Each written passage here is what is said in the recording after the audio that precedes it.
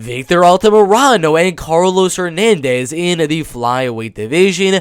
Both guys only with one loss in their MMA career. Carlos Hernandez, a loss which was his first ever professional MMA fight in 2017. Since then, getting a lot of submission wins in the first and second round. Then going inside of the LFA, getting a unanimous decision following a very, very close split decision win on Daniel Perez on the Contender Series.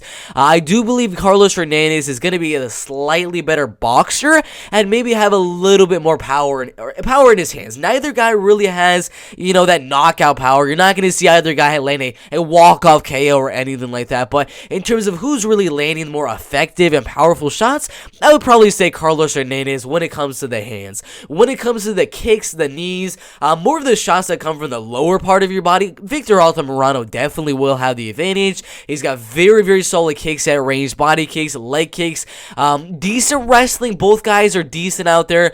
Victor is definitely better on bottom with the triangles, arm bars, guillotines, things like that. Carlos is a little bit better with a little bit of ground and pound, looking for that rear naked choke submission. We'll see a little bit of grappling here and there, but I don't see either Carlos or Victor really having that big of an advantage in the ground to really be able to control the fight there for very long. So I expect this fight mainly to be a striking one with a little bit of grappling mixed in, a couple of scenarios where there's a takedown, a submission attempt, and things like that every now and then.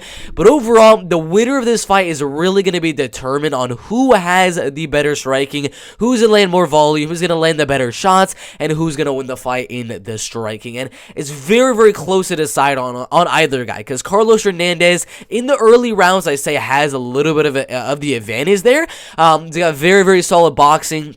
Got a little bit more power than Victor Altamirano, but once the fight starts to hit those later rounds, the second and third round, where Carlos's pressure in the boxing really is not going to be as much there as it was in the early rounds, that's where Victor Altamirano's kickboxing and volume is really going to take over the fight. So I'm pretty confident that the third round will go Victor Altamirano, and the first round will go Carlos Hernandez, because Victor, in the early rounds, he's not really the best, but he comes back with very good cardio and volume later on. So it really comes down to who wins that second round.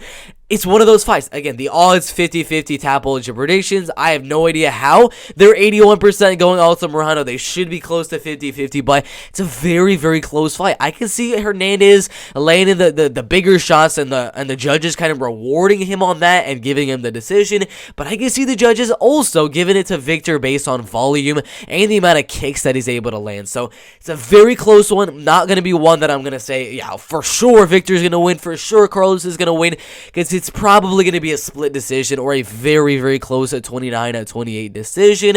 Very, very tough one to choose, but I think the volume of Victor Altamirano is going to be the one thing that gets him to win here. Maybe slightly power goes Carlos, but the cardio and volume does go Victor. So I'm gonna go Victor Altamirano ultimately to win the fight by a 29-28 decision. But it's a very close one. It is flyweight, so one big punch could definitely sway the results in either guy's favor. So it's a close fight, but I'm gonna go Victor Altamirano on a very, very close decision. Solid fight in the flyweight division.